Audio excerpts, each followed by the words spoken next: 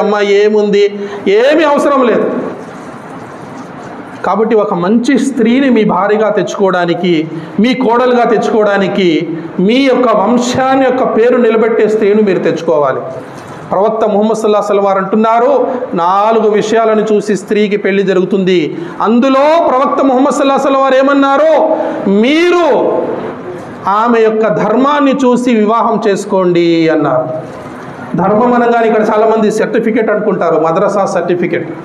Madrasa certificate ఉన్నంత మాత్రాన ఆమెలో ధర్మం ఉంటుంది అని అనుకోవడం మన తప్పు సోదరులారా. ధర్మం చూడడం అంటే ఏదైనా విషయం